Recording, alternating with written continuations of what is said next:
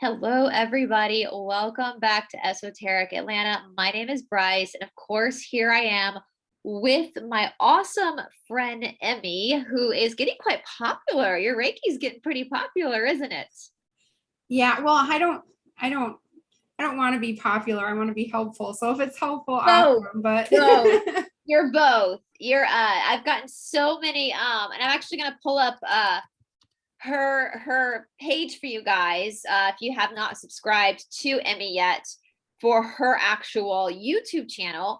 But so many people have messaged me, Emmy, to let me know like how much you've helped them in your healing modality of Reiki. And so I just wanted to give you that shout out. But if you guys want to subscribe to Emmy on YouTube, it's Holistic Genie with Emmy.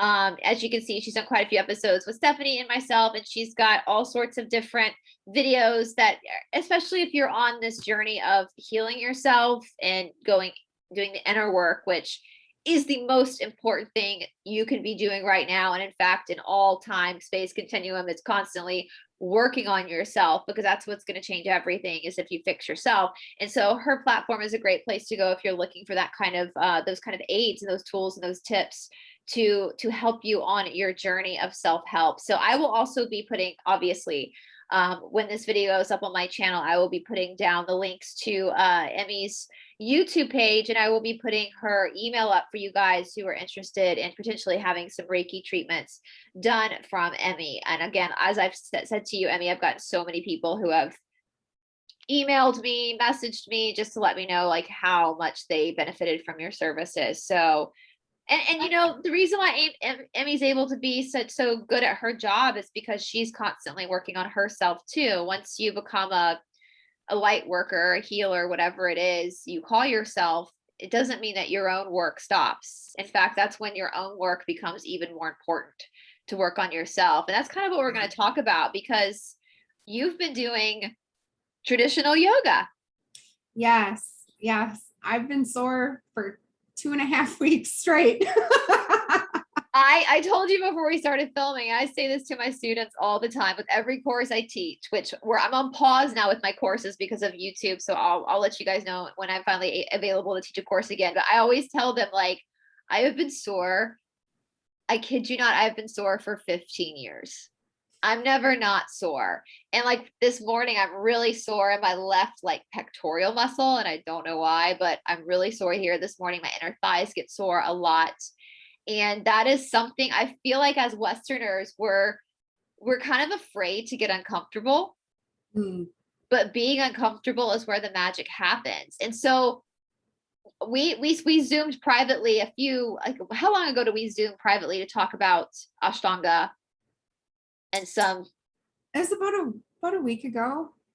Yeah, about a week ago. And I at that time I hadn't been doing any back bends. So I tried going down the wall, and I was actually able to go down a lot farther than what I had anticipated that I could go. And I think that is because lately, especially the last 2-3 months, I've really been working on my hips and hip openers, because, through my trauma work, I've been doing trauma work for about 5 years. And going through and reading books and learning the exercises and how yoga ties in, and the vagus nerve and everything that has to do with trauma, your hips and your pelvis hold a lot of trauma. And when you do hip openers, you find just how tight you are. And my hip flexors were a mess, an absolute mess. And it makes sense to me now, because every time that I would, throughout my life, go for a run or a walk or do any kind of other aerobic activity, I would always get so incredibly sore, especially in my right side. And it's interesting, because now that I know about the masculine and feminine sides of the body, I'm able to identify literally almost all of my problems are on my masculine side. And so now I'm beginning to like make the connection there. And it's like, this is really interesting. So I want to pick your brain about masculine and feminine energies and how that plays into yoga, and injuries and different things that have plagued me have all been on my right side. Yeah. And hold on one second, guys. I apologize. It is literally over 100 degrees right now in Atlanta, Georgia, and I need to go turn my fan on. Hold on one second. I hate doing this, but I was like, oh shoot, my fan's not on. Y'all are gonna start to see us Southern girls glisten if I don't have that on. So it's not cute. Yeah, this is what's super, super, super important. And I think that, again, the controllers, if we're looking at what's happening on a mass global scale, the controllers are not stupid, and they've done a really good job of conditioning us to believe certain truths about our physical body that just strictly are not true. And soreness is a beautiful thing. Injuries are actually good things too. Like in Ashtanga yoga, we say there are three teachers. There's the practice, the teacher, and the injury. And even though we, as a teacher, I'm going to do everything I can to avoid that happening for my student, there's just no way that someone can have a full career of Ashtanga yoga practicing every day without hitting an injury at some point in their life.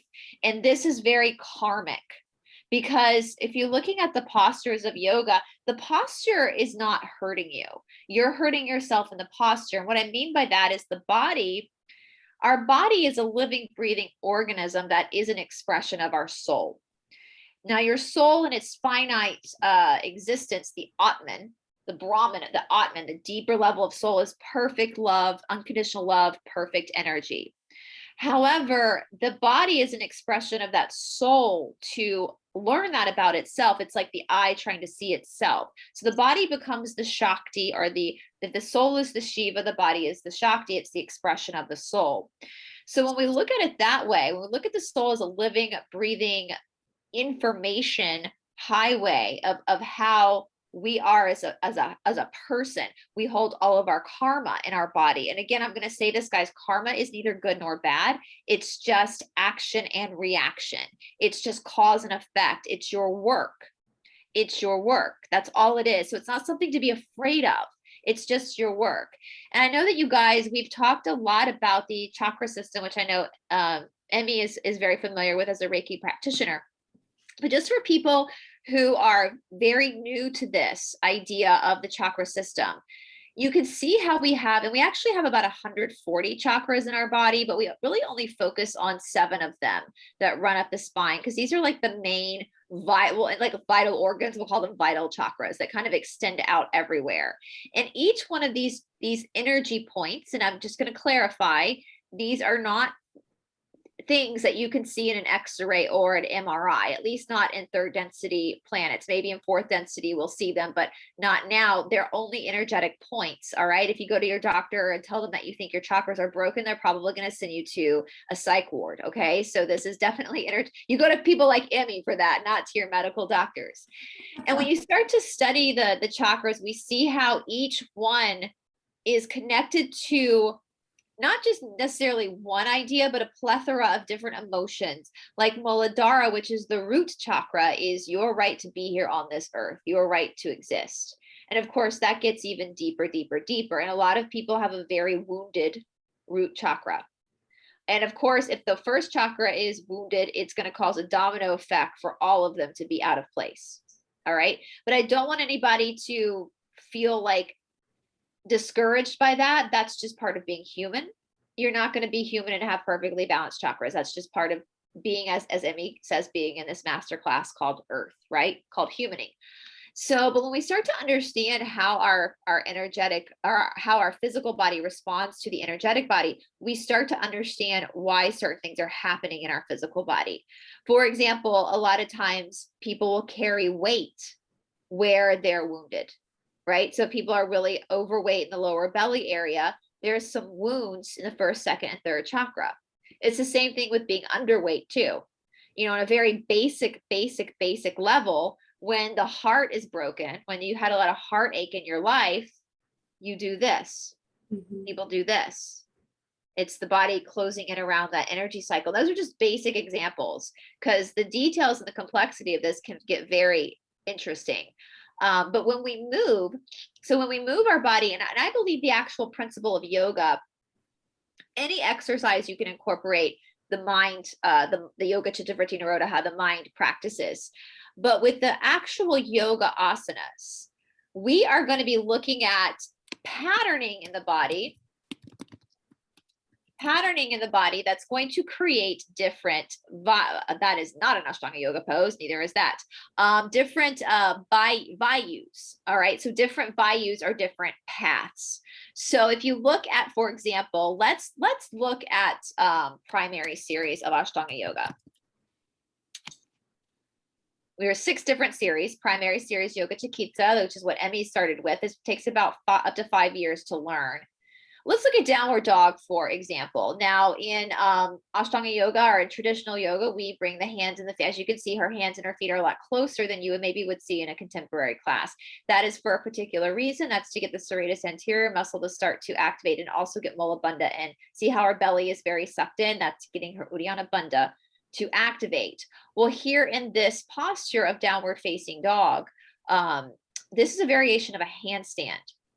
So with that being said, when you're in downward dog, this is not a resting posture. This is not a posture you're just hanging out in. You're actively pressing into the tips of your fingers, into the palms of your hand, so that you activate a certain type of a chain reaction through the arm that is coming in through the ribs, into the bandhas, out through the heels of the feet. And so there's all these pathways that are starting to open. Well, what happens in the energetic body is if there's damage in the hips, which is coming from the first and second chakra, if there's some damage there, some trauma there, it's going to be like a car pileup. And so you're going to feel that tension. So you're now starting to open these areas where there is tension. And so what happens is when you start to open those areas, all those emotions start to come up to the surface because they have to be dealt with. Does that make sense? And so anyway, we'll go ahead. So tell me, how has the hip opener affected you? We were talking about back bend. So what kind of sensations are you feeling now, Emmy?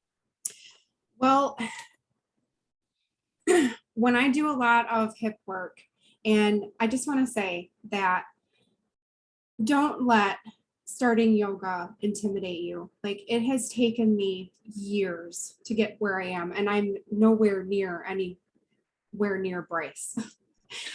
You're exactly where you're supposed to be. I have a friend, her name's Holly, and she has this saying, and it goes, oh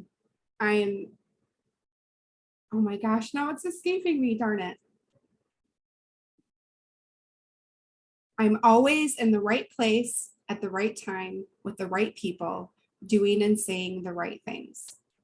I love that. So wherever you are, I'm always in the right place at the right time with the right people, doing and saying the right things. So wherever you're at, when I started my health journey, I weighed 270 pounds.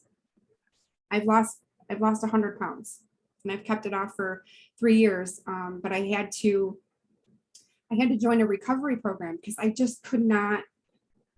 Food addiction was my downfall. I stayed away from alcohol, drugs. You know, I knew that addiction ran on both sides of my family, and I wanted to stay away from it, but I wasn't able to escape it.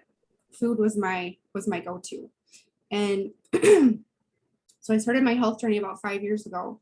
And I just wanted to let people know that I'm nowhere near the finish line. And neither is Brice. And she's been doing yoga for years and years and years. Just know that you are exactly where you're supposed to be, and just begin. Yeah. It's going to be messy. Like, I fall over all the time. I lose my balance all the time.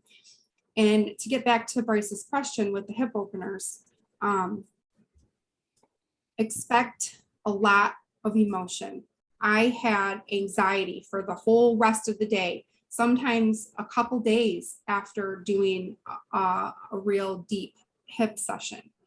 And the first few times that this was happening, and I didn't know that that's what was happening, I thought it was crazy.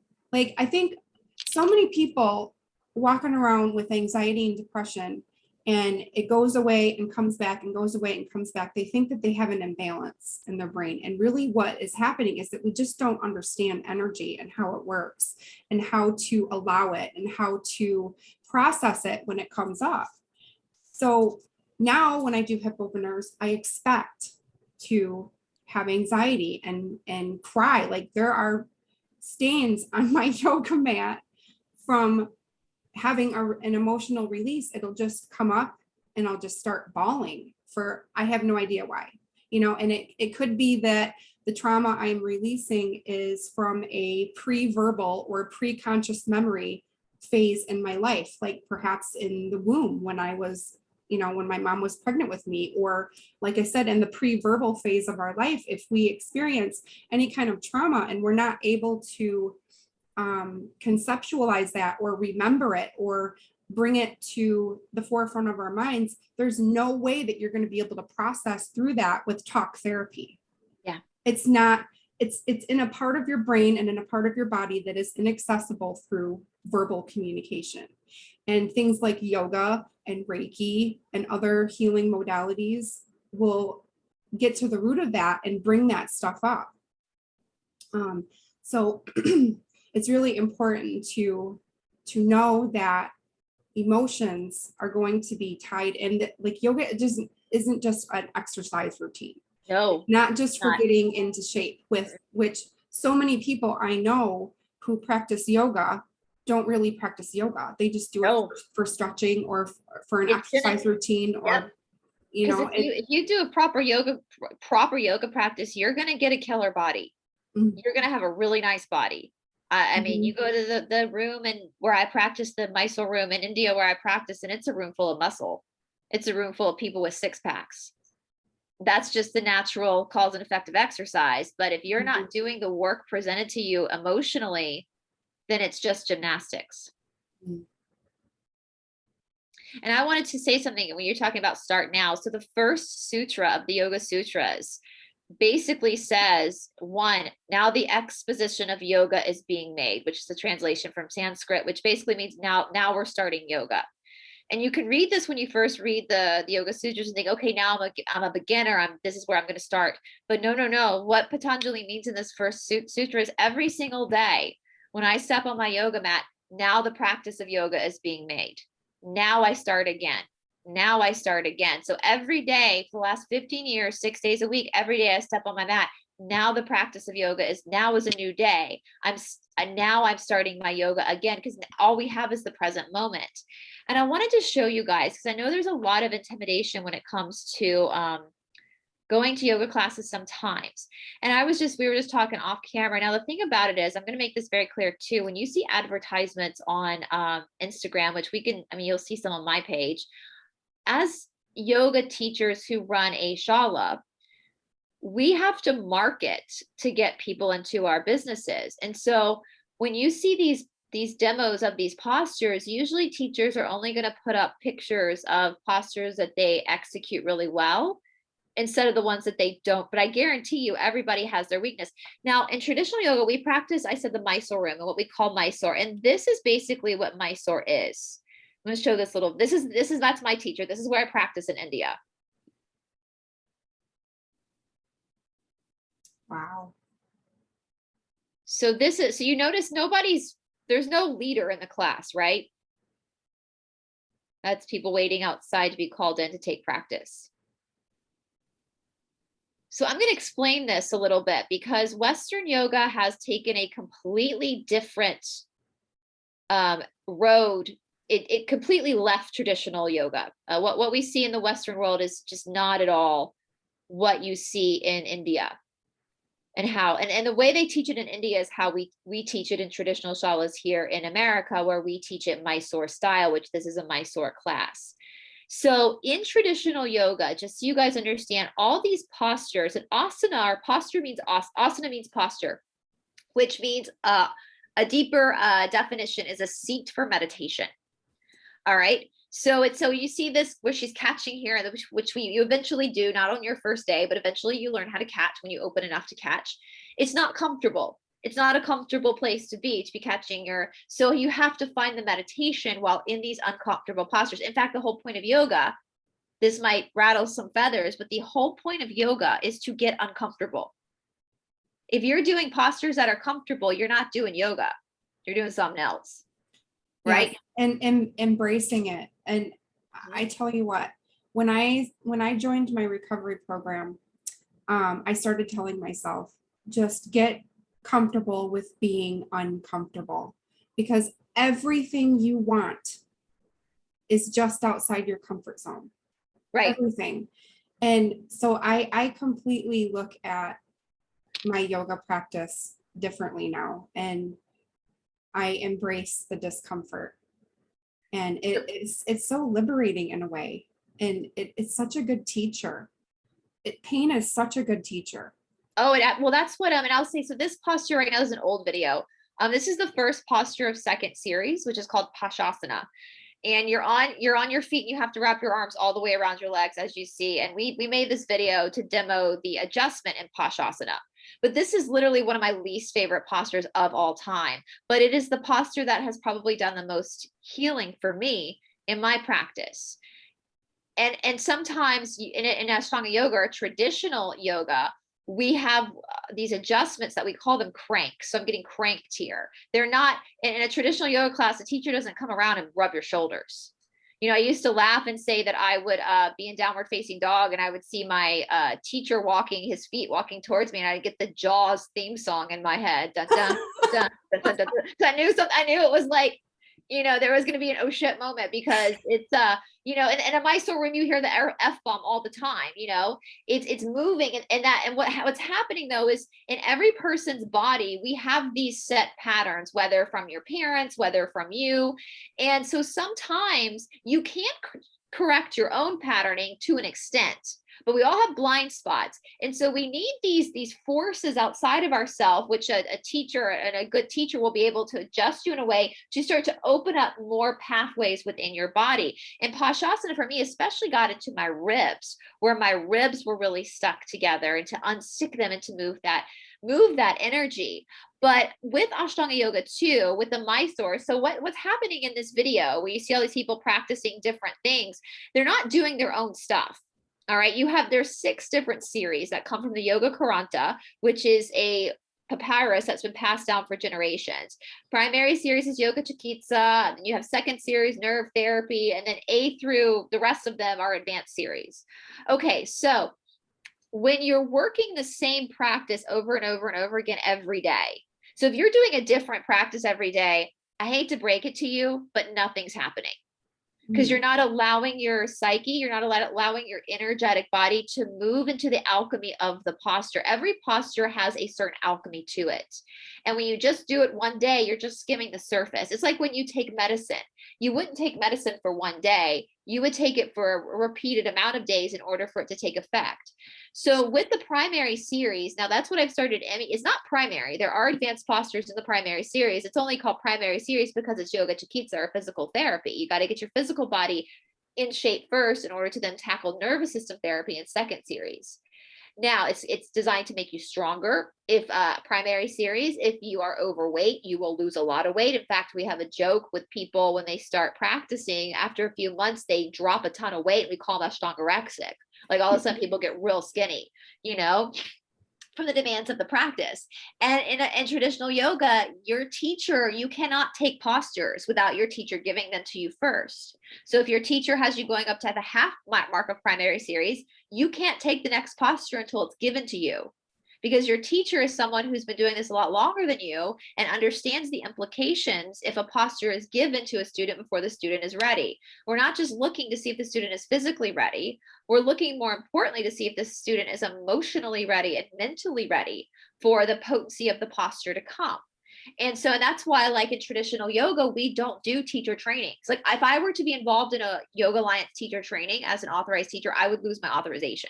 That's how serious they take that. They take that as such an offense in India. These 200 YTT teacher trainings, according to my teachers in India, these are scams. These are all scams. This is why with traditional yoga, not just Ashtanga, but the other traditional yogas, you have to go to India You have to study for many, many, many years, just like you're in university, before actually given permission to teach. They take it very seriously. But with that being said, if you are in the Mysore room of a traditional yoga teacher, rest assured that teacher knows what they're doing, because they've had their ass handed to them for multiple years themselves, right? And so that's what you're seeing in this room, is that you come into the Mysore room. So we practice in Brahma Muhurta, which is the Vata time of day. So I'm up at 2 a.m. when I'm in India, not here in America. In America, I'm up at 4, but at 2 a.m. in India. And you're in the shala practicing, and you start your practice and you do your practice on yourself. And the teacher walks around and works with you one-on-one, because the patterns that you hold as a student are not going to be the same patterns as the person beside you. And so giving a cue to the whole class is not really going to help. There needs to be one-on-one attention, and you should have one teacher, not multiple people's classes you go to, one teacher, because that teacher needs to invest in you, and you need to invest in that teacher. The teacher needs to know what you do for a living. They need to know so they understand your patterning, right? And so that's kind of a huge difference between what we see in tradition. I mean, here's in Ashtanga yoga, we just put our legs behind our head.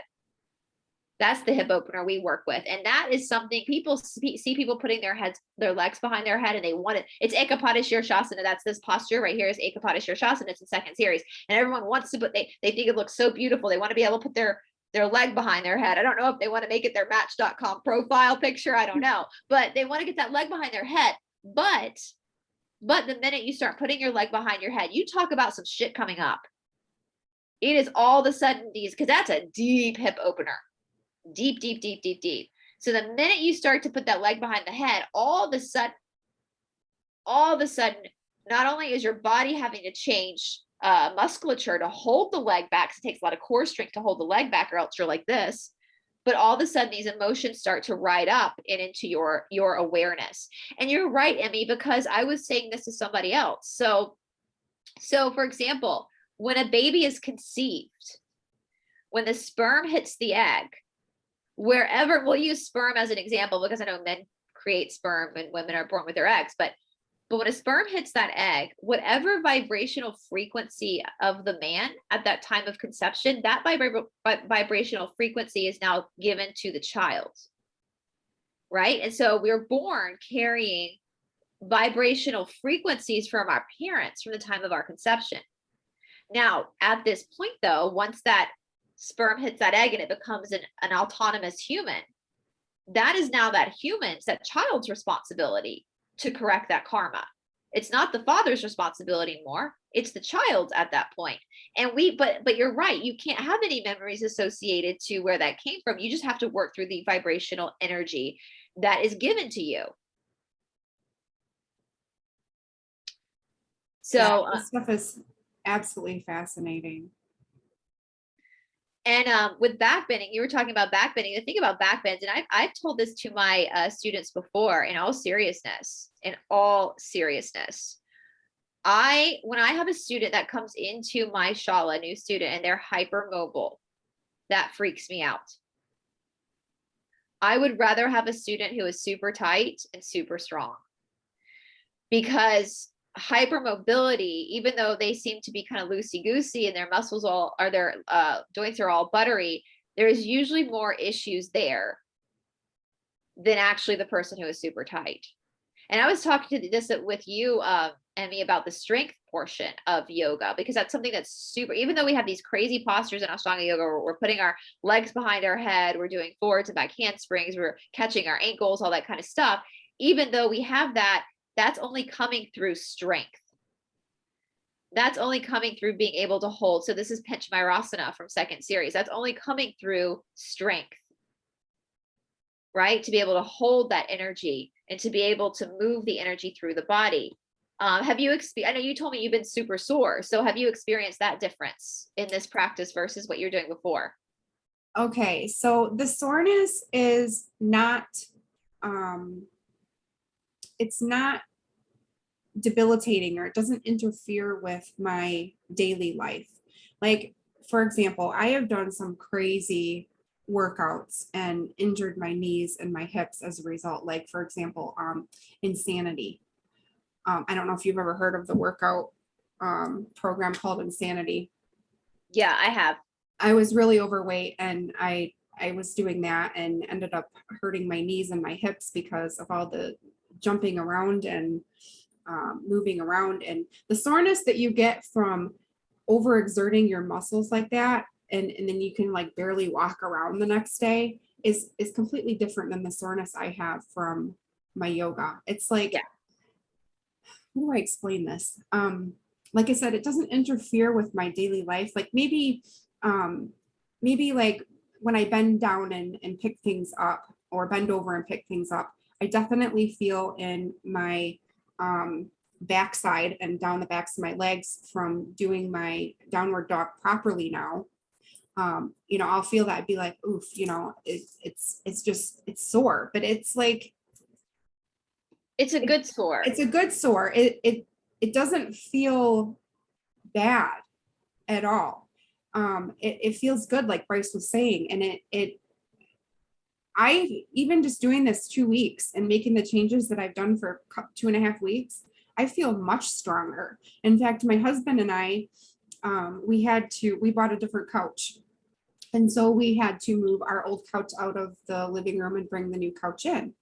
And my husband commented, he's like, wow, he's like, you're a lot stronger than the last time we had to move a piece of furniture. And I was like, oh, really? He's like, yeah, I noticed a huge difference. I'm like, oh, okay. There is nothing that's going to get you stronger than having to lift your own body weight over and over and over and over again. Mhm. I know I'm skinnier. I'm a more vata in my body. I'm more lanky, as our friend Stephanie says, I'm lanky. But I feel like I'm pretty strong, because even at my skinniness in Mysore, I'm able to drop back and stand up 200-pound men just fine. But that's from my own practice that I've developed that strength, because you are on a very physical level, you are lifting your own body weight. Mhm. And I'm trying to find a good backbending picture here so we can talk about backbending, because backbending is definitely a posture that people there's many different backbends. It's definitely something that people will avoid doing, is a backbend, because backbends can be so freaking triggering for people. And me too. I mean, I literally, and I actually think I have the picture somewhere from years ago. There's a deep backbend in second series. Let me just, I keep having a hard time finding it. It's called Kapotasana. It's a deep backbend in second series. I'm going to share screen. I'll have to look for my pictures of it, but I actually punched a teacher coming out of Kapotasana once. So this is Kapotasana. And so in order to be in this like horseshoe type of pose, so you're coming into this from your knees. So you're standing up on your knees and you reach back and you catch your ankles. So that means your legs have to be strong, your hip flexors have to be mobile, and your stomach has to be open. This is Kapotasana B. So you do this 5 breaths and then you push up to Kapotasana B for 5 breaths, which I enjoy this a lot better than this. Now, for me, when I first started doing this every single day. So this is why we do postures every day. When I was given Kapotasana and a teacher pulled me into it, and I came out, like smacked the teacher coming out of it. And he laughed and pulled me back into it again. So, and as no harm, no foul. But what's happening with back bending is people get so stressed out about the idea of bending your back. Now, the first thing we have to look at is, even just in our biological body alone, we have more nerve endings on the front of our body than we do on the back of our body. That is because at some point when our ancestors were warring each other, and spears were flying across to different tribes, we had to instinctively know to cover our vital organs. And so there's already just a natural vulnerability when it comes to opening up your torso. Now, with that being said, just knowing that is enough for some people to relax into it, because they know where that's coming from, and they know that in a Mysore room, in a yoga room, no spear is going to come and attack them, right? And something I had to work with you on, Emmy, and this is what I tell my students too, because I hate backbending. Backbending was it, and because I hated backbending so much, I feel like now I'm a really good backbend teacher, because I've had to learn.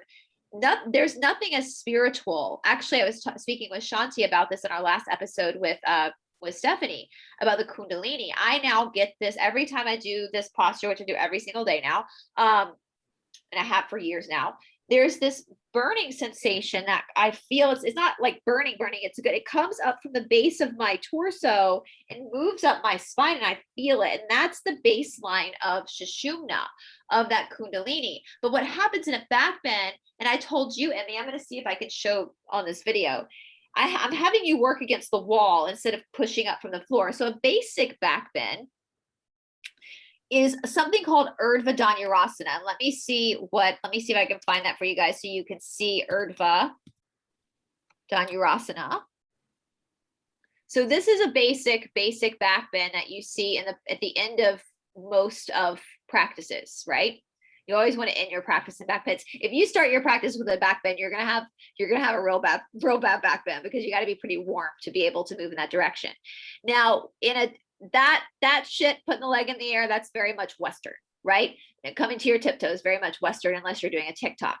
So if we're looking at Urdhva Dhanurasana, and it's not wheel pose, guys. That does not translate to wheel pose. Wheel pose is a pose called Chakrasana, which is you flipping backwards. This is Urdhva Dhanurasana, or upward facing bow pose. Eventually, what you're looking for, if you think about a bow, an archer, and a bow, is actually creating that curve. So eventually the hands are going to catch the ankles, and then eventually catch the calves, and then eventually catch the thighs. That's the direction you're moving in Urdhva. That's the trajectory you're moving in. Okay. So like and I know in the sweet little Western classes, they have you come out of the back bend, rock your legs around, and then push back up again. We don't do that shit in real yoga. We push up into the back bend, 5 breaths, come to the top of the head, walk the hands in, push up again, come to the top of the head, walk the hands in, push up again, and walk in until we catch our ankles. All right, that's not going to happen on your first class though, guys. It's not going to happen. It's just something you're building up for years. Now you also have drop backs. So eventually you will come out of that, you'll stand up from that back bend, and then you'll drop back, stand up. So this is kind of what I had you do, Emmy, and this is what I have a lot of students do. I'm not super interested in you pushing up right now, because the arms and the strength of the arms are just really levers in a back bend. They're just levers. What I'm interested in is you opening up your front body, including the front of your hips. A back bend is a stomach opener. All right. And so what a lot of people tend to do, because the body is the artful dodger, it will always find the easiest way out of something, especially if the mind is uncomfortable. Let's see if I can show this. I showed this to you, and what people try to do in a back bend, instead of pushing their hips forward, they'll try to walk their feet forward like they're doing a limbo. Well, you're not doing a limbo. Your hips need to push forward in order to create that length. So the hips have to come out past the feet in order to create that length in the stomach. If you're not pushing your hips past your feet, if you're just walking your feet out, you're not back bending. So that's what I'm having you do, Emmy, is I'm having you push your hips forward. As not a lot of space back here, guys, impromptu yoga class. I'm having you lengthen, push your hips forward, and then reach back for the wall, and then start to walk down the wall while pushing your hips forward, so that you can create that length that then opens up the stomach. And once the stomach is open, out of all the postures I've ever done, back bending is where you're going to have most of your spiritual experiences, psychedelic spiritual experiences. Nothing's going to open up Manipura like a back bend. Nothing's going to clean your colon out. Sorry to get TMI, but nothing's going to help you regulate your colon like back bending. This is great. Something that happens in Reiki too, that I just kind of learned as I went. I think it was mentioned in one of my classes, but you just don't remember everything. Right. It's very cleansing on a cellular level. Like you're going to have more bowel movements. You're going to have to go to the bathroom more. You're going to be sweating. Just elimination. And I'm finding the same thing with yoga. Now, Brice, I have a question. Now, because I had so many pregnancies, I've had 7 babies, and none of them are twins. So with my 5th baby, when I was pregnant with, my 6th, when I was pregnant with my 6th, the 2 halves of my rectus abdominis were separated about 6 inches, and my fascial tissue that connected them ended up tearing. So I wasn't able to bring them back together with the exercises that they have out there. A lot of them for diastasis recti, you can like wrap a sheet around you and, you know, do crunches that way. There's other exercises as well, but I was not able to get my muscles back to where they were. And then with my 7th pregnancy, the smooth muscle that runs, so your rectus abdominis run like this, and your smooth muscle underneath your abdominals runs this way. Well, I ended up getting a tear when I was pregnant with my 7th in the smooth muscle, and it just opened up like a mouth. And I had a hernia about this big. Yeah. And I ended up having to go to a plastic surgeon to have it repaired and pay out of pocket for it, because the insurance company was only going to pay a general surgeon to put mesh in. And I went to see 3 general surgeons to get different opinions. And none of them wanted to actually fix the problem, which was reconstruct my muscles. They wanted to put a piece of mesh in there, and they said it would have been the biggest piece of mesh that they ever put in, and that I would probably have to have it replaced every 3 to 5 years. So my insurance company was willing to pay for a surgery every 3 to 5 years to have this mesh replaced, instead of actually fixing the problem. I'm like, no. So I went out of pocket. What would you, when someone, especially a mom, because I'm sure we have tons of moms watching us, if you have issues with diastasis recti, or you've had surgery like I have to have repair muscles, what advice do you have? Like, should I be wearing, because I have an abdominal brace that I put on when I do abdominal exercises, just so that my muscles have something to push against, because I'm sewn up like a corset. Yeah. So this is actually a lot more common. We have a few female students at Ashtanga Yoga Atlanta that have this issue from childbirth. And I would suggest to all of the women watching right now that have had this issue, and you know this, Emmy, your body, does have the ability to heal itself. However, it might not heal itself at the rate that you want it to heal itself, especially if there's any type of trauma. I know for women who have had cesarean sections, and I'm not knocking you if you've had cesarean sections, sometimes those are necessary. Like my best friend growing up, her mother was tiny and she got stuck in the birth canal, and her brother was a cesarean. So I'm not saying that that's, that if you had to have a cesarean section, you had to have a cesarean section, right? However, for women who have cesarean sections, a lot of times their body doesn't get to finish the hormonal process of delivering a baby. And so sometimes in some yoga poses, labor will be triggered again, right? This is just an example. That is, thank you very much. My last one was a cesarean section. He had his arm up next to his head and over, and he couldn't come out. He was stuck. And I was in labor for 36 hours. And then we realized that he was stuck. And so they had to cut him out. And at that point, you had that was the best option at that point for you to do what you needed to do and the doctors to do to save both of your lives, right? So I'm not saying that you should not have, like, I want to make that very clear. If you had to have a cesarean section, like, that's what you had to do. But be prepared, because your body might still be holding on to those hormones because it hasn't finished the process of childbirth. And so sometimes some postures might trigger labor. And if that happens, we have been advised, and I've never had a child, but I have had some gnarly cramps. So on a very small level, you have to just let it finish so that your body can complete the process. And then you might find some other healing coming from that. However, with what you're speaking about, first of all, if any woman is dealing with that, I would definitely suggest that you find a Mysore style class where you're not following a group in practice, where you're working individually with a teacher individually. Find a good teacher. Most of them are pretty well versed in this, to work with you at your own pace.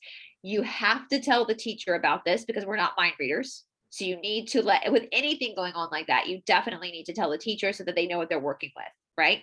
Just because you have an injury or something's happened and you're trying to heal it doesn't mean you have to go full force at it, right? We have to work with what we have. We can't open up. We're trying to create controlled demolition. We're trying to create controlled healing. We're not trying to open up Pandora's box and just, get into a shit show, right? Because the body needs to go at a certain pace. And some aspects of your healing, as you probably know from Emmy, some aspects of what you're going through in your healing will happen really fast. Some things you're healing from are going to hold on. They're going to be so stubborn, and you're going to think you worked through it, and then something's going to happen and it's going to come up again. So I would, first of all, find a Mysore program, find a teacher to work with you, and understand that just because you're having these issues doesn't mean you should avoid doing these postures. You're just going to be doing them a little bit differently for a little while. That's why I'm having you work against the wall, Emmy, and not necessarily worrying about coming from the floor yet. It's because I want you to focus on actually strengthening that area yourself, and not, because what tends to happen too, I talked about the Artful Dodger. What tends to happen in everybody, water runs downhill. So wherever we're the weakest, if there's an issue coming from an area and the body doesn't want to work on it, so the psyche doesn't, because the body's only doing what the psyche tells it to do. So the mind doesn't want to go there, subconsciously or consciously, then the body will take that energy and push it into another area.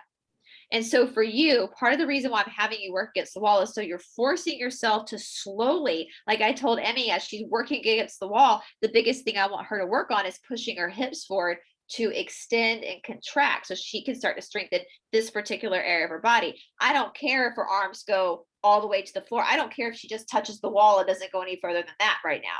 That's not what matters. It doesn't matter. Listen, I'm telling you guys, there are a lot of flexible assholes out there.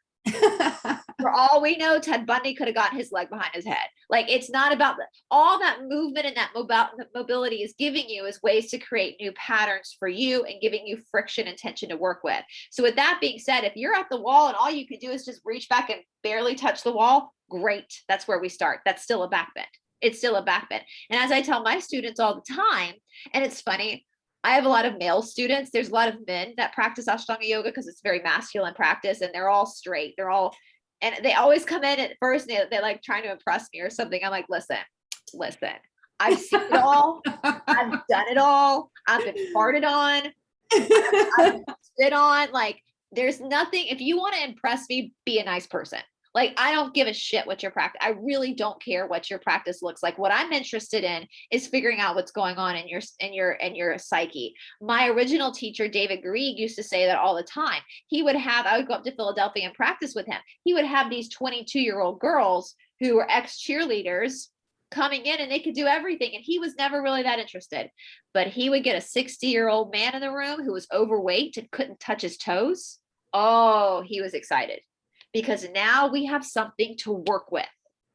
Now there's so where you feel like there's an issue, like with your stomach, or if someone's feeling like, oh, I've got issues with this, perfect.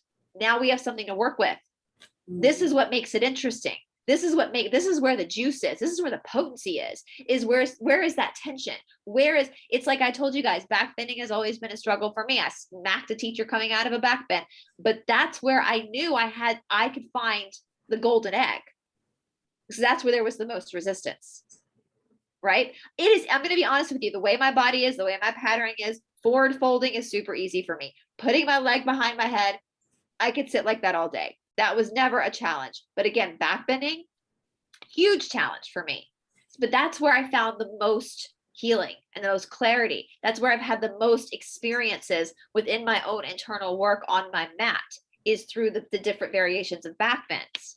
Strengthening wasn't hard for me, but that might be different for someone else. Someone else might be really good at back bending, but struggle with leg behind the head. And so that's where they find their juice. So just because something is a struggle, just because there's an obstacle, doesn't mean you should run from it. In fact, because there's an obstacle, that should be where you are the most excited to work, because that's where you're going to find the real juicy stuff. Right? It's like Ganesh, the Ganesha of the Hinduism. He's the remover of obstacles. People always say, oh, Ganesh is the remover of obstacles, but he's also the bringer of obstacles. He also brings obstacles, because their obstacles are necessary. They're necessary for growth, right? And so like when, again, I went back to my Instagram to use me as an example. So I'm not just pulling up random people on the internet. So I don't know if you can see, this is Urdhva Dhanurasana, or excuse me, Ustrasana, and where my head's back, I'm catching. So my hips are coming forward here in that posture, right? I don't know if you guys can see that. This is an advertising picture, but my hips are coming forward in this posture. They're coming forward. See if I can, here's a video of my friend teaching somebody a back bend. This is one thing we do a lot with students, and having them hold. My friend Mark up in Ohio. Hey, Mark, if you're watching, he rescues dogs with me in India. So you see how he's walking even getting closer to try to sharpen. He's pushing his hips forward and walking his feet closer to sharpen the back bend here. But his hips are going to come forward more. See? And then he's probably going to stand up if I can remember correctly. So that's something you can do with your teachers, walk up their legs. I do this with students all the time. I have them walk up my legs. This is why I shave my legs every day. It's because people are often using my legs as their prop. That's his wife, by the way. He's holding his wife's legs right now. Right. And so now he's learning how to stand up. Right. So you can do that with students. That's a way to help them work on that. See if I have any more stuff here. So here's David Grieg. That's my working with me, taking pictures for a workshop demonstration, where I'm on blocks, and see he's pushing my hips forward, holding my knees down so that my hips push forward. So that the momentum is coming from this area. And let's talk about this area for a moment, because in a lot of cultures, this area is very taboo. We've been conditioned to think that is taboo. Right. And so then we come into a yoga program, and now we're told to not only work with that, but actually live in that area. But that lower base, I'm gonna see if we have any more from Miami. If we have any more, of the pictures from back bending. So, here's this is from second series. This is a back bend that is actually a counter pose, and you can kind of see here. You always have to have help with this posture. You have to wait for the teacher to come help you. The way that the posture is going to open. Supta Vajrasana is going to open up the back. Waiting for a teacher to come here. Because the stomach, and that release, it's funny, we always laugh and say in Ashtanga yoga, we can only hang out with other Ashtanga people because we always talk about periods, and we always talk about your colon. So other people, you see how he's using my arms crossed behind my back is a way to open the chest up. And that is sweat, guys. You're supposed to sweat. Sweat is a very important part of your practice. That's another thing. Since I've made those changes and doing yoga correctly, or started to do yoga correctly, I am absolutely breathless and sweaty. Good. That's tapas. That's heat. Yeah. Like within minutes. Yeah. Oh yeah. Same with me. I sweat like a 300 print. Well, actually, the fitter you are, the more in touch with the more your body is in touch with that, the more you sweat. And I sweat like a 300-pound man with gland problems. And this is something I gave you to do too. I do this every morning. I stretch open my hip flexors before I start my practice, which is right here. I push forward to get that sizzling sensation in my hip, just to start to open it. Because that's where a lot of that momentum is. So your hips aren't just that joint. It's also the front of your hip and the back of your hip, which is your gluteus as well. So it's that whole, and that's the biggest joint you have in your body. It's kind of like that junk drawer, right? So like anytime you don't know what to do with something, you just shove it down into that junk drawer, and then it's got to come up. So there's a, let's see if there's any other, I obviously don't like taking back bending pictures. So, okay, let's talk about chaturanga. That's one thing for women that they struggle with. And guys, if you are new to yoga, especially if you're a lady, ladies, some men too, ladies, our body is a panic. We are the moon. Men are pranic, they're the sun. What does that mean biologically? It means that our upper body is weaker than our lower body. Women have really strong legs. So we again have the propensity. This is what I was having you work with doing when women try to do chaturanga and they're not strong enough for chaturanga. They do this thing with their shoulders where they'll roll forward. So my shoulders are in their socket right here.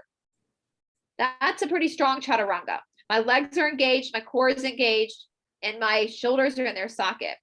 I see women do what I call the chaturanga seizure, where they start to lower down and their shoulders come forward, their butt comes up, and it's because they don't know how to hold their weight yet. And so that weight is running downhill. It's running into the joint socket. All right. And that's going to push the joint out of joint, right? 1,000 times okay, 1,001 times not okay. Then there's an injury. So what I have women do, I told this to you, Emmy, is don't you dare drop to your knees in chaturanga. Dropping to your knees in chaturanga means that you are releasing your hamstrings. If you release your hamstrings, you're going to start to release your core. Bad news bears, you're not going to get stronger. What you need to do is stay in a plank position. So stay in a plank position until you're slowly able to lower. You build up that strength.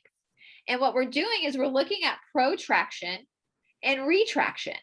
And I talked to Emmy about this, and I actually brought, so I have one lowly block here because we don't use a lot of props in Ashtanga yoga, which my dog has chewed up. So you can use a block, or you can use a ball. I have a little recess ball here, and you can just hold an object, sit in front of your mirror, and you can look at protraction, retraction, protraction, retraction. When you're retracted, that means you're weak. That means you're sinking down, right? When you're protracted, that means you're active. So in like downward facing dog, you should be protracted because you're controlling that energy. You should never, and that's the same thing in the postures too. So like if you're in a forward fold, if you're in Paschimottanasana or something and you're forward folded, your feet should not just be hanging out.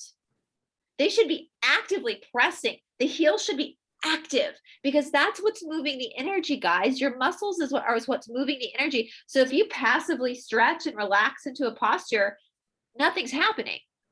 You got to activate. That's why sweat is important. That's why you're sweating. It's because you're actively stretching. You're actively so here, I don't know if I can.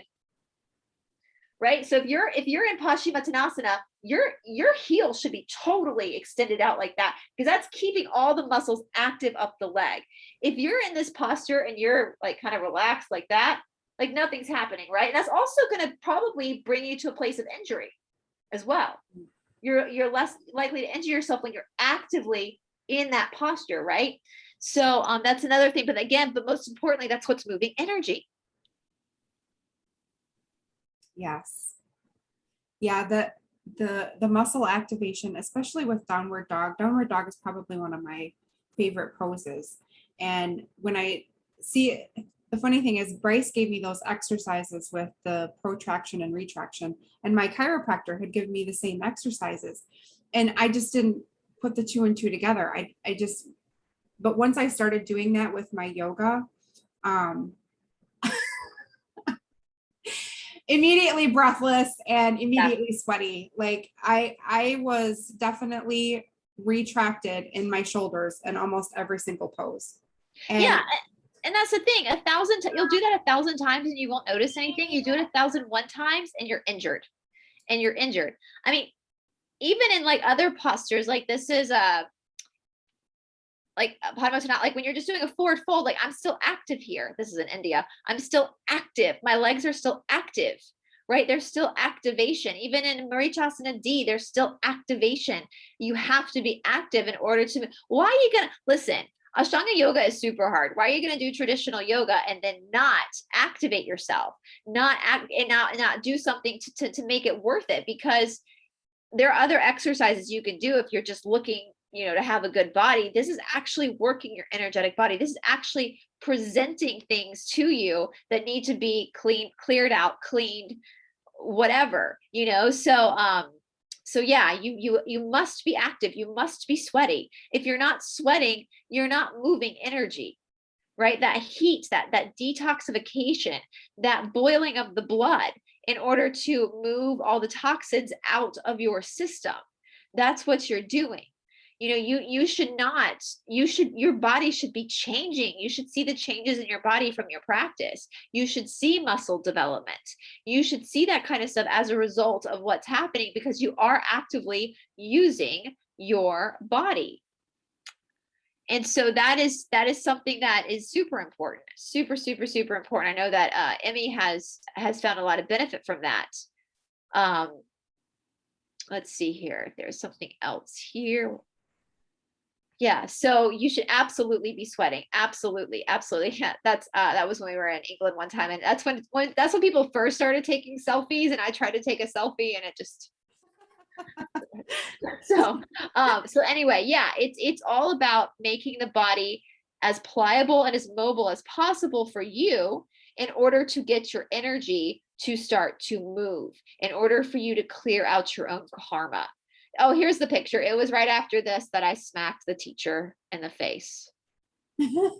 That's Tim Feldman. And I literally came out and smacked him in the face. That was so many years ago. But yeah, you should be a little bit sore. Your body should be, have I talked to you about, do you guys do oil baths and Reiki, Emmy? No, I do oil baths on myself, but it wasn't part of the classes that I have taken for Reiki. So this is oil bathing. Those are my legs in a much younger, many years ago. Well, 2015. Oh yeah, 7 years ago. So oil bathing is super good for people who do Ashtanga yoga or do a lot of work on their own bodies. You cover your body in castor oil. I usually do it the night before my rest day because you sleep really hard after you do it. And I sit for like 90 minutes with castor oil in my body, but I've been doing it for a really long time. If you're new to castor oil bathing, I would only do it for like 10 minutes. You sit with it on your body and then you wash it off, and it pulls out a lot of the inflammation from the body. Because you will still have some, you're exercising. So there is still going to be some inflammation that's happening within your body when you're doing any type of exercise, whether it's for spirituality or just basic exercise. So yeah. And you can see, so if you incorporate something like Ashtanga yoga and Reiki, like how much more beneficial would a Reiki session be to someone if they're already doing something that they are moving their energy for themselves and they come to a Reiki practitioner? Would that be more beneficial for that client? I would think so, because you're already somewhat in tune with your trauma and your karma, and you're already working with your energy and moving it. One thing that I notice with a lot of my clients is the lower chakras are just a hot mess. There's so many people who hang out up here. Yep. Because there's so much trauma and toxicity in the body that your soul can't completely descend down into your lower chakras. So you're just kind of hanging out up here. And it's just, I know this because I lived up in my upper chakras my entire life. I'd have people telling me, thank you, honey. I'll have people telling me when I was growing up, Earth to Emmy, Space Cadet, like I just was constantly somewhere else, just completely somewhere else. And I didn't realize that was because I had so much trauma and toxicity in my body that it was just not an environment for my spirit to enter. Okay, William wants to show everybody this piece of bark that he found at the park today, and he thought it smelled really, really nice. He's super connected to Mother Earth, so he wanted to show everybody. That is awesome, William. Thank you for showing us. That's awesome. Yeah, I've noticed that too a lot, especially with people in this which is great that in this Great Awakening, people are discovering spirituality, but they leap up into this idea of it being so like in the sky, and true. And that's why I keep saying, like, guys, tarot card reading, channeling, all that kind of stuff, that's actually not spirituality. It's just channeling. We all have the clairs. We all have the ability to channel. It's just a communication. True spirituality is getting into yourself. As Magdalene says, it's descending into yourself. It's looking at it's fixing the human side of you. You're a spiritual being having a human experience, yes, but you're a spiritual being who decided to have a human experience for a particular reason. And so you can't negate the human. It's just like if you want to get through a forest, if the forest is your trauma, you can't get to the other side by going around the forest. You have to go through it. This way the lotus flower is huge in the yoga world, because the lotus flower grows on top of the muck and the mud. Mm-hmm. It has to come through. It has to come through the mud to blossom, and it's amazing. The lotus flower does not get any mud on any of its petals. It's completely and totally closed up as it's coming through the muck and the nest. and it opens. Yeah. I That's why saw one the other day. It was so beautiful. that's why it's used in yoga as like the symbol of yoga. It's like, but that's you're the lotus flower and you have to go through that mud, but your soul is beautiful. And so it's going to go through it and then it's going to bloom.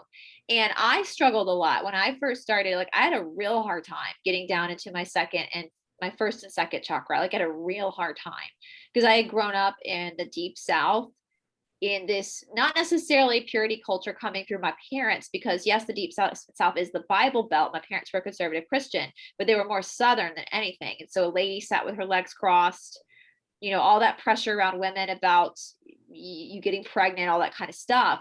And so I realized that I had I also had some other stuff going on, which we won't talk about on YouTube, but there was some trauma there that I had absolutely had to work through.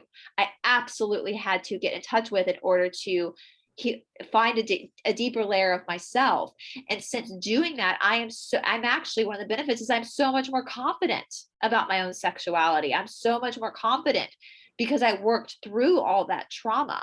I worked through, and I'm going to show you guys this. I'll put a link down in the description box below for those who are starting to understand the chakra system. Eastern Body, Western Mind. This is a great book to start with. Where she goes through every chakra, the traumas, the imbalances, balances. Your chakras never shut down. It's either spinning too fast or too slow, depending on some chakras are overactive. And I will say too, like with the back bends, like Kapotasana, the deep heart opening, with that particular posture, I went through a period of time where every day in practice, when I got to that deep back bend, something would pop in my chest. It would make this loud popping sound. And I would get in my car and I would sob after practice. I would just sob and sob and sob and sob. And there was nothing ever wrong. There was nothing wrong with my chest. And I'm feeling a little bit of pain here today. But what I think was happening was something in that Anahata, that heart chakra region, was healing itself. It was healing itself, not just for me, but for this time now on a twin flame journey, that had to be healed.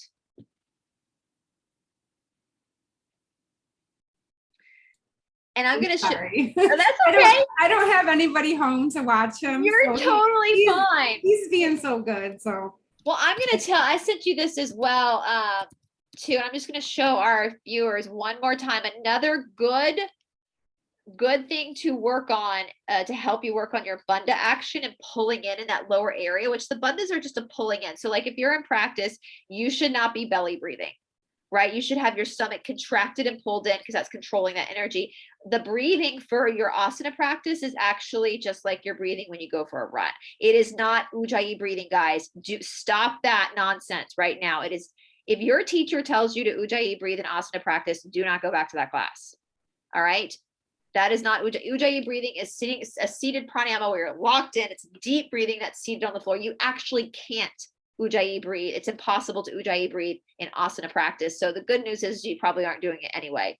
All right, it's just free breathing with sound through the nose, because the mouth is stress breathing, the nose is a clearer breath.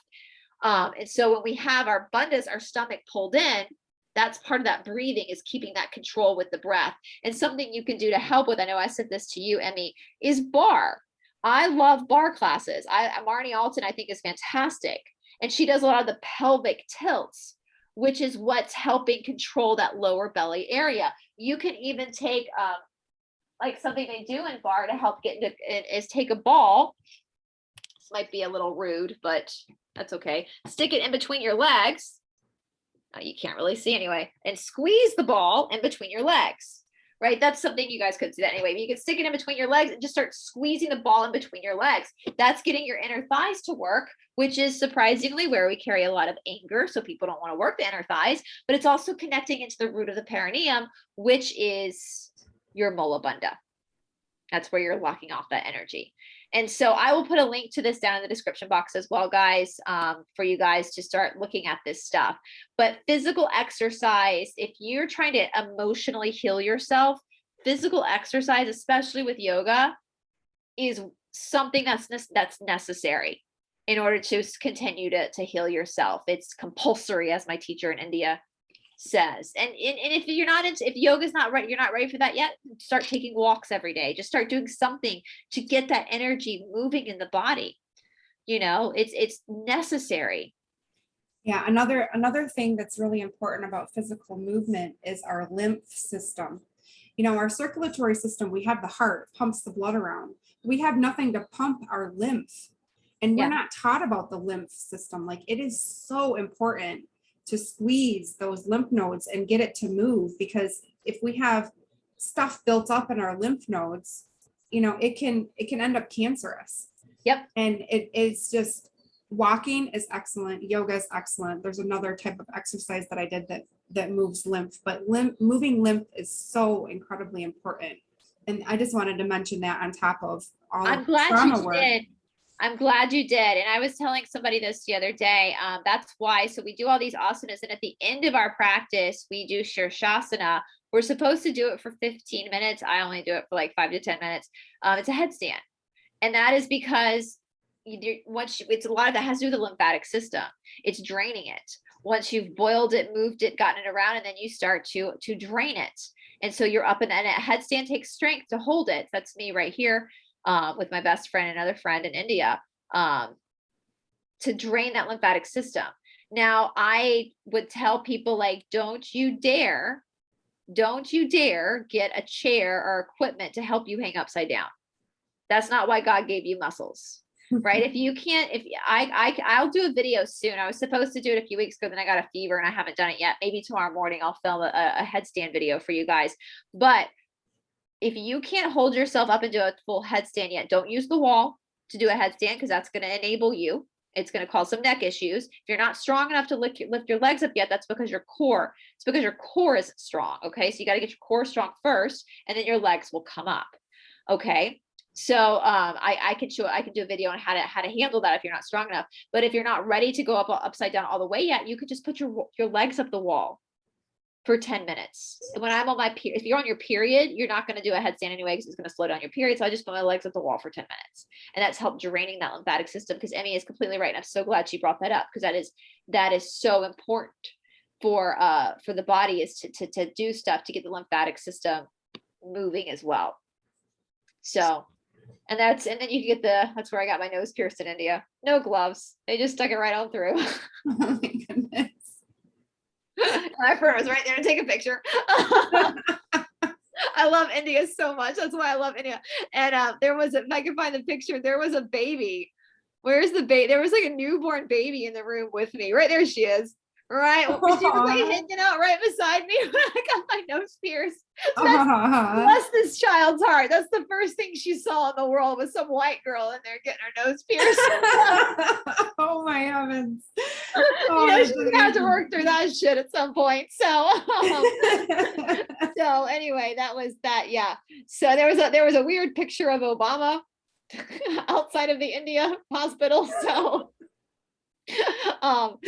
anyway, but yeah, that's India for you.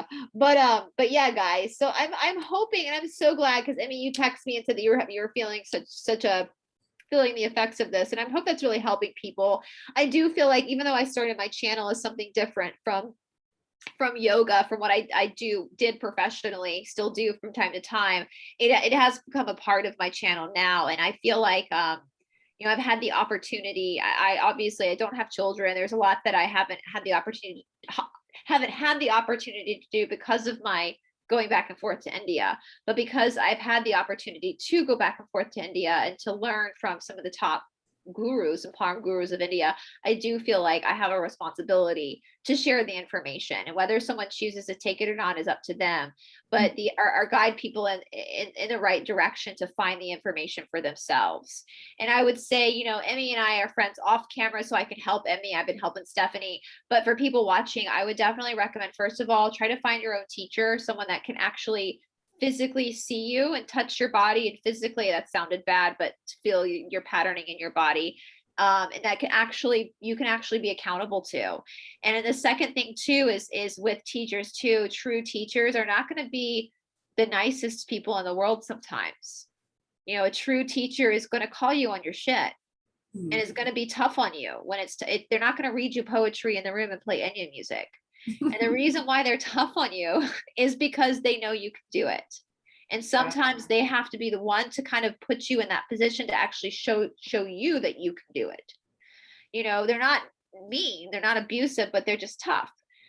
because they've done it themselves, and they continue to do it themselves every day too, to themselves. I have my own teacher. Your teacher should always have a teacher as well. So yes, I would definitely say, first and foremost, for everybody watching, find someone to help you in your real life. But also, these are some, I will put all the links down in the description box. I'll put Ashtanga Nurse's links up. I'll put Marnie Alton's links up.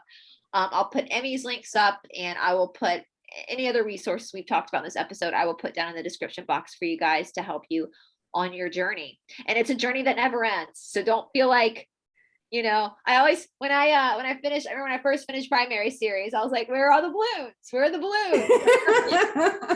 No balloons fall from the sky. You just start second series. When I finished second series, I was like, where are the balloons? Nope. You just start third series. So it's never ending. And you're always going back and relearning. You're always going back and re-exploring. It's a yo-yo. You're ebbing and flowing. Just because I have practiced primary and second series doesn't mean that I don't practice them anymore. I always go back, and there's always things to learn. I actually think primary series of Ashtanga Yoga is the best of all the series. It's the most grounding. It's the most healthy, in my opinion. It makes the most sense. And so that's super, super important that people understand that there is no finish line. There's just no finish line. And so you have to practice that santosha, which is inner contentment, being okay with where you are. And I promise you, there are a lot of flexible psychopaths out there. It's not about that.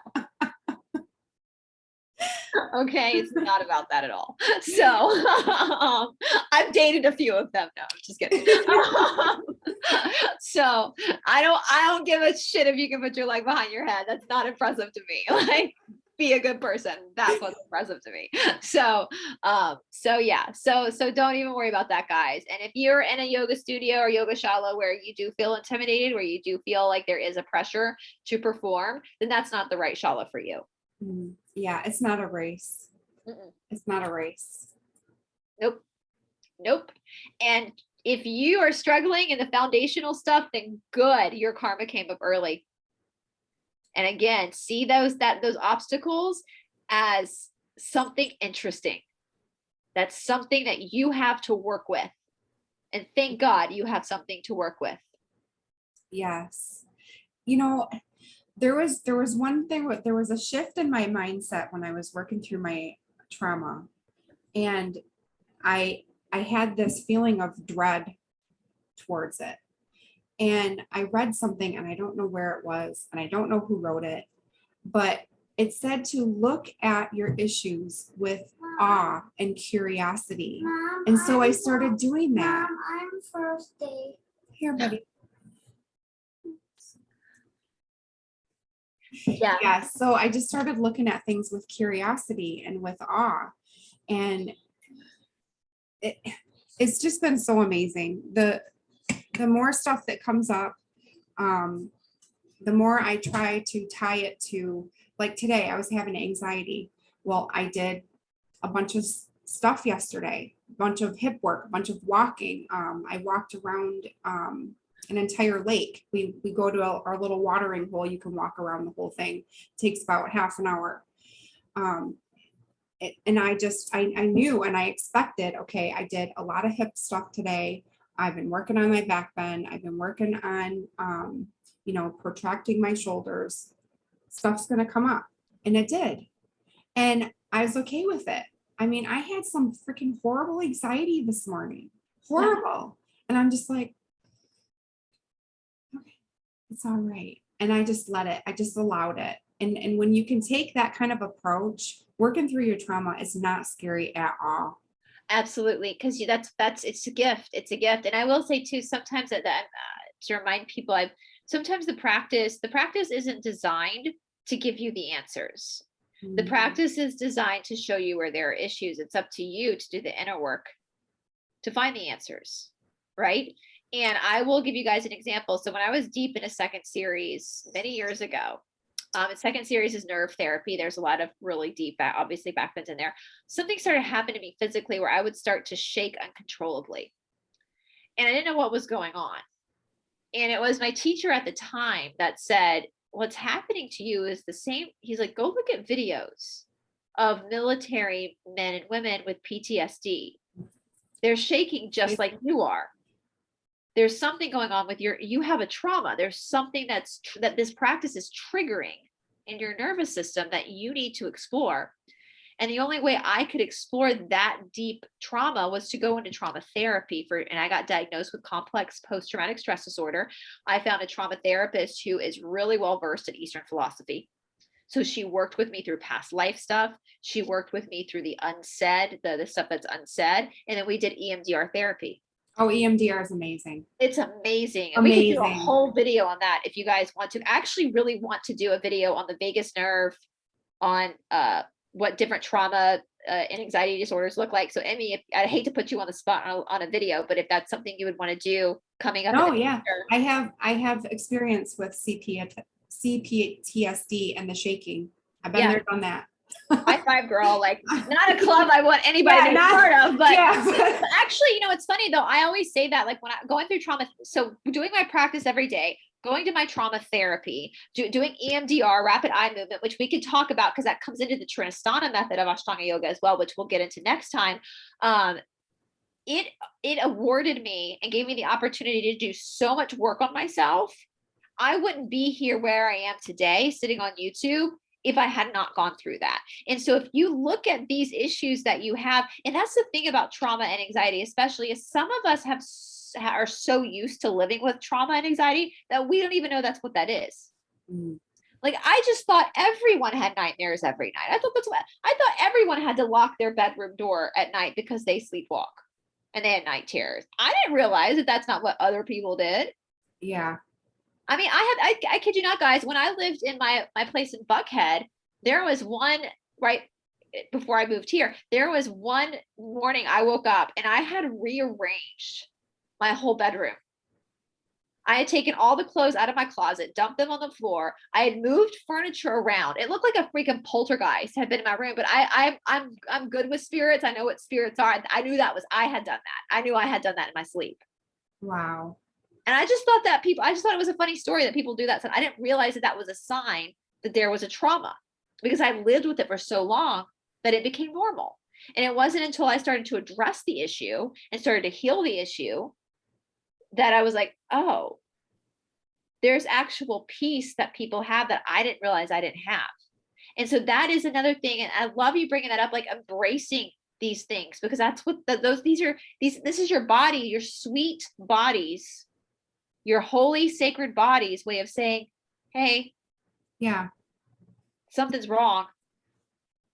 Hey, we need to look at this because I need you to pay attention right here, because I want to be living in peace with you. So, but let's do that. So I'll ask the viewers right now. So if we talk about the vagus nerve next time, EMDR, CPTSD, all that kind of stuff. If there are any other questions or things you want us to bring up in the next video regarding nerve therapy, regarding trauma, just let us know down in the comment section below. Yeah. Yeah. Awesome. Yay. I love it. Yay. Well, we can go for a long time, girl. This was so fun. And just so you guys know, Stephanie did not join us today because she's got something going on right now. She'll be back on the channel next week. I just wanted to go ahead.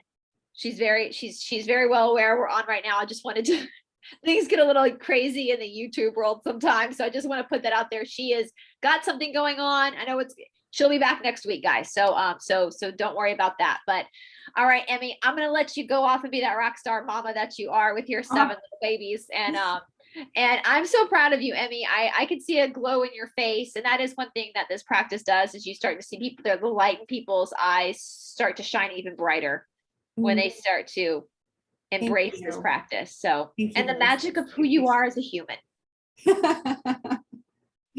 Thank you very much, Brice. I appreciate all of your help and advice. It's been awesome. And you guys go contact Emmy for Reiki. I've got so many people have messaged me about how amazing you are, Emmy. And so once again, all of her contact information will be down in the description box below. It's a wonderful way. Reiki, I recommend Reiki to people all the time because it's just such an incredible way to start filtering that energy through. And and you can be your own superhero. I mean, that's your superpower, is that you have the ability to heal yourself. And there are modalities out there to help you along the way. So put that cape on and start getting to it. So, all right, guys. Well, I hope you guys have a wonderful weekend ahead, and we will talk to you all very soon. Bye, guys. Bye.